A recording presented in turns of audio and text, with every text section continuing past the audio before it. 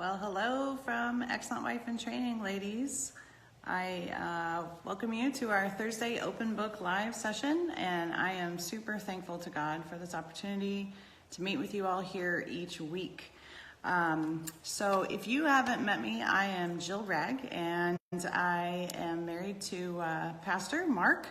We have 6 kids, ages 9 to 19, and we reside in Southwest Florida.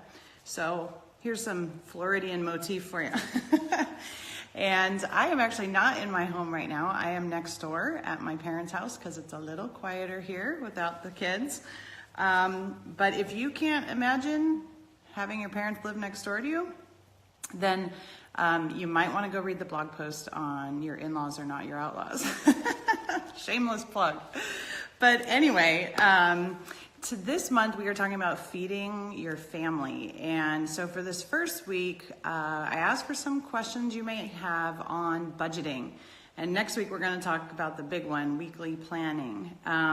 But first, we got to talk about the money that allows us to get out the door and go shop for this food that we need to plan for. So when it comes to money, the Bible isn't quiet about it. There are many proverbs about the wise and foolish use of money. So when we look at the Proverbs 31 woman, she is planning, she's investing money, she's gathering, and she's blessing her home and her family with her hard work. And it talks a lot about food in Proverbs 31 as well.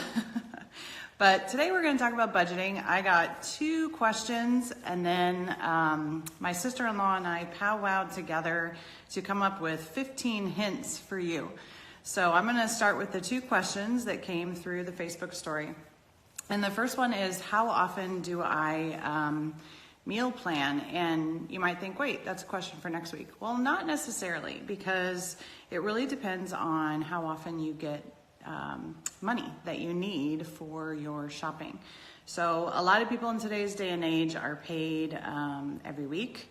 But some people, I remember back in the day, we only got paid once a month. So you really had to pay attention to how much you spent every week. And you couldn't make like huge purchases all at once. Well, no, it's harder now when you get paid every week. But when you got paid once a month, it was a little bit easier to maybe invest in a big stockpile at the beginning and make it last. But I like to plan my meals for a whole month, and as I look at that, I can kind of space out more expensive meals and a little bit cheaper. So I might list out my ideas for a month if I have the time, but for the most part, I just plan week to week. And so I'll definitely talk about that next week. But you have to do that based on like when you get paid and how much you have, and maybe even when the sales are. I know a lot of stores start their sales midweek. And also, if you spend all your money at the beginning of your week and you don't save any, then you might be eating some crackers by the end of the week. So when to plan does go hand in hand with budgeting. But I was asked, how much does our family spend on food? And I had to ask my husband, is it okay if I tell everyone? I know that's different for a lot of families, and we are a family of 8. That doesn't necessarily mean that I am making adult-sized portions for 8 people every meal. So that I have found is a misnomer, that people out there think that large families eat like 8 adults. We don't. We eat more like, if you were to make a recipe for 6, a 6 adult kind of amount. So we do get paid every week. We get paid every week, about Saturday. And my husband has allotted for our family $350 a week. Now, that is for food, and it's basically for anything household related. So cleaners, paper goods. I can make that decision to spend money on paper plates or to have the kids wash regular plates at night.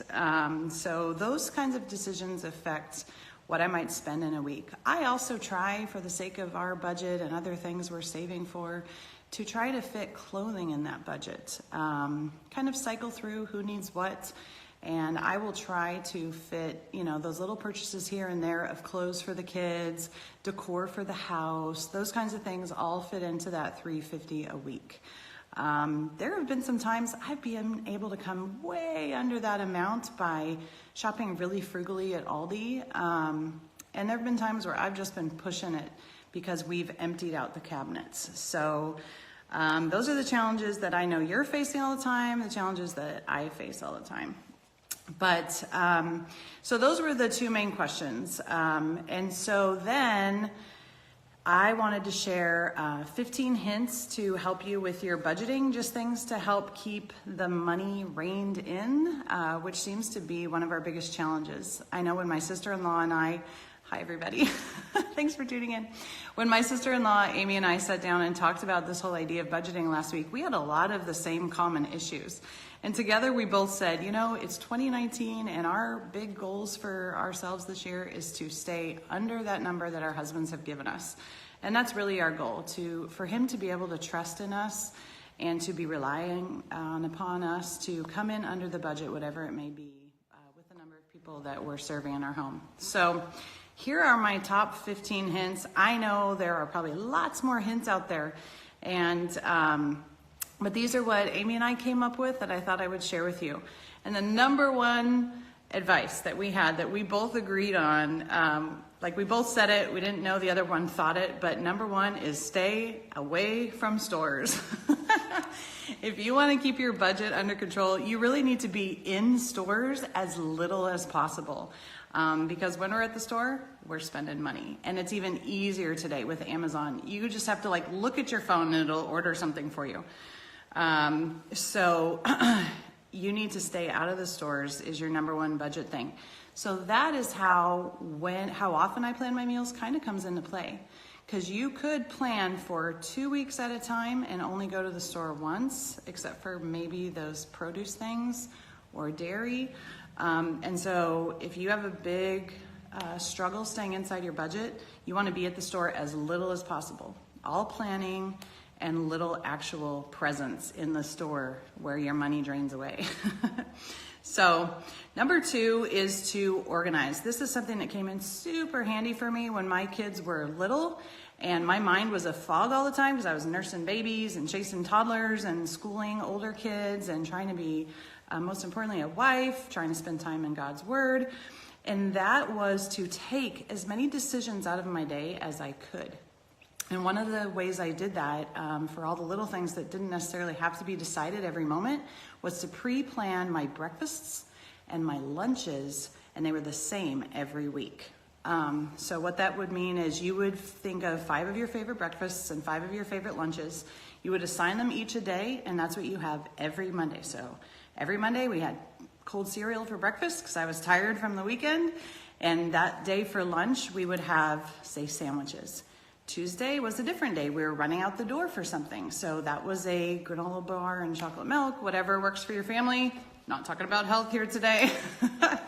And then you'd have so you would have set meals for every breakfast, set meals for every lunch, and they were the same every week until you felt the need to change. That helped my mommy fog brain so much when my kids were little. So that helps you too when you're in the store and you're like, oh, I forgot to write down breakfast and lunch foods. Do I have the macaroni? Do I have the rice and beans? Do I have hot dogs or whatever it is that you wanted? So just plan the same meals for breakfast every week by the day of the week and lunches as well. So that organization helped me. Another one that ties on to that with my sister-in-law, she didn't necessarily assign meals, but she always made extra dinner so that they always had leftovers for lunch the next day. So that's another way to organize it as well. Make a recipe and a half, make 2 recipes, and know you're having leftovers for lunch. Oh, hi there. Yes, less decisions is a huge deal. So don't decide every day what you're gonna eat. Don't try and be creative every week. You need to survive with a relationship with your children. So take away those little decisions that aren't as important.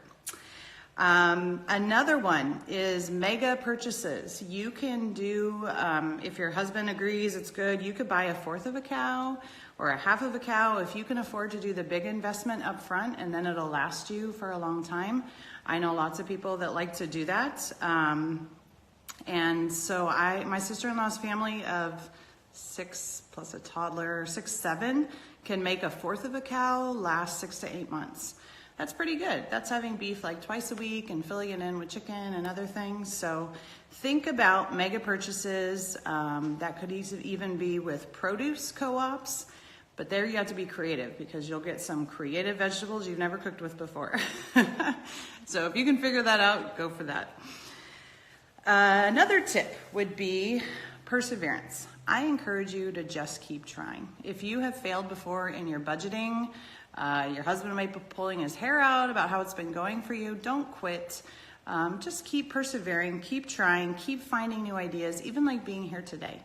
Find other moms, find out what they're doing. Ask older women. You know, there were a lot of women who still lived with a Depression era mindset that really know how to pinch pennies when it comes to food in ways that we probably haven't even thought of. My 6th point is creativity. Learn to revamp your leftovers for the sake of your budget. How can you use this leftover rice? Well, you have all this leftover rice. You can freeze it for a soup, or you can make it into fried rice, and that will save you a lot in the long run. So think of ways to be creative. The Old Faithful, my next point, is comparison shop. Maybe you've never taken the time to do this. There are actually companies out there that you can subscribe to who will help you with comparison shopping. Or you can just look at those ads that come in the mail once a week and just get an idea of which shops are cheaper. Now, cheaper isn't always better. I'm sure a lot of you know that. I personally adore Costco. It is my #1 favorite store in the whole world, and I believe they have great quality. I can almost always trust that their stuff tastes good. They have a lot of organics if that's important to you. They don't have a lot of varieties in each brand. You have like one, chocolate chip kind you can buy, but it is almost always good quality. So you need to comparison shop. Check your overall best deals. If you can only make time to go to one store, just find the one that overall meets your quality and your price. I just want to give an example here. This last weekend, we had 8 extra people at our house. So there were 16 of us, and I wanted to do bagels. Now you can go to Costco and you can buy bagels there. You think, big group, we need a lot of bagels. And I could buy 2 6-packs of bagels at Costco. It cost me $6, but they are giant. And my kids don't always eat them all before they're dried out and gross, or they may not always have the flavors they want, so that's $6. Then I went to Aldi. Aldi has bagels. 6 is still the number, but they're a more reasonable size, and they're only $1.99 a pack of 6, so that was $4.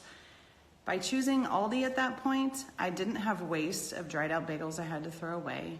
I spent $2 less, which I was able to spend on something else. So for me, that was worth it. I did my big Costco run, I did my Aldi for everything else, and did the comparison of what was better where. So spend the time, keep persevering, and don't quit. Another point, number 8, is there are planners out there that you can, that will do the work for you. Like I said, you can subscribe to some that comparison shop for you. I used to use one that told me the best place to use my coupons if you do that. There's a company out there called Build a Menu. Oh, it's been super great for me.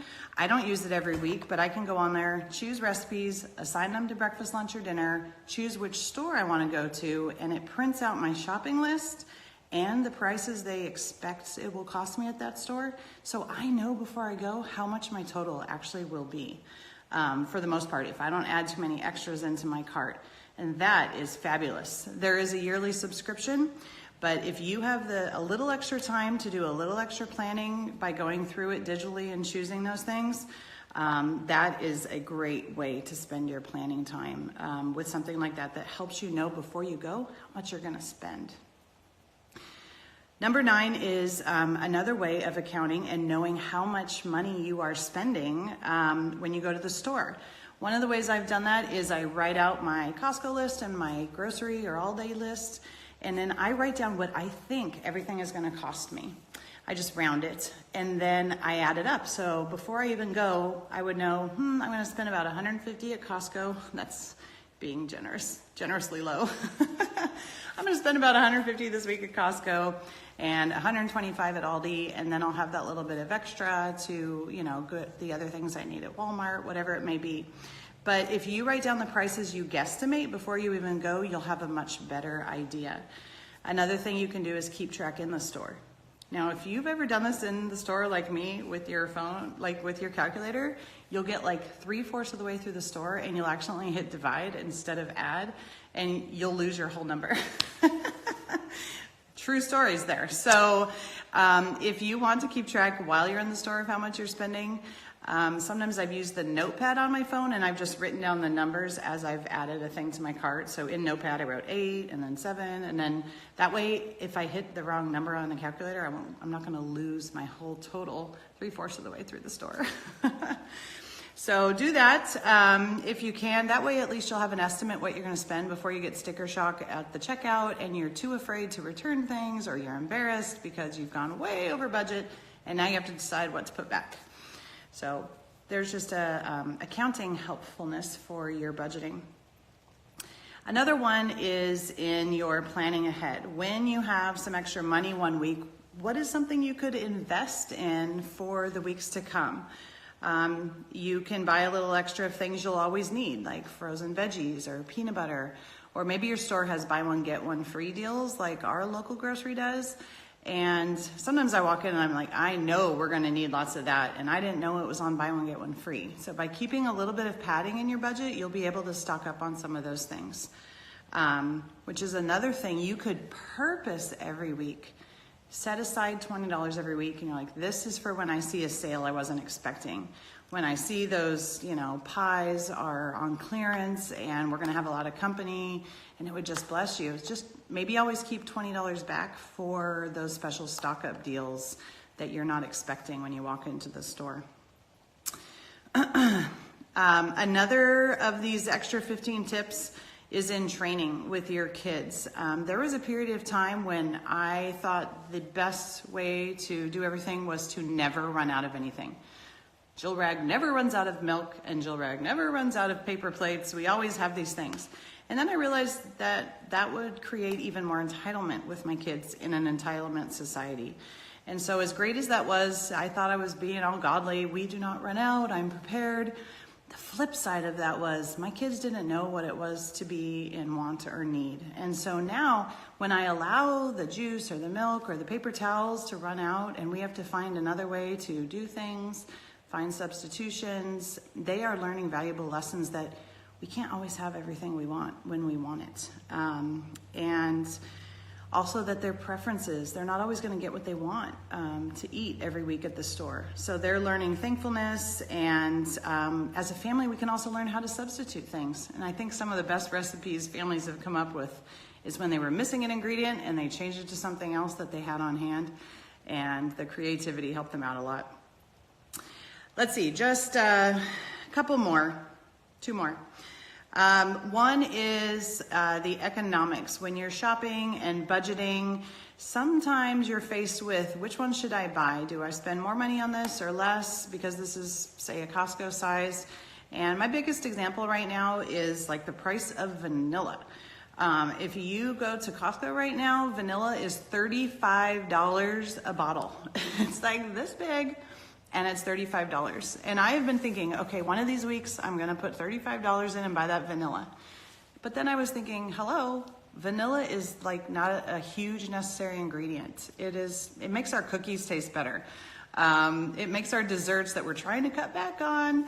So I realized that even though that might be the best price per ounce at Costco, it's probably better just to buy the smaller one at Aldi for $7 for each week's budget. So you're gonna have to evaluate the economics of things like that. Also, I know if your baby can handle a little bit cheaper diapers, then go with that. Go with what you can get by with for the price for your weekly budget. And then finally is timing, like how often you shop. Again, my number one point was stay away from the stores to watch your budget. But it may be that you need to go to big stores like Costco maybe once a month or once every other week, because if you go every single week, it keeps boosting up your budget and you keep going over. So you might need to go a little bit more infrequently. Try to stagger when you buy the big purchases like paper towels and paper plates. And again, I'm sure that there are a lot of you that have some other great ideas. These were just 15 quick ideas that my sister-in-law and I came up with to share with you today. But just as a recap, if you're just joining us here towards the end, we had two big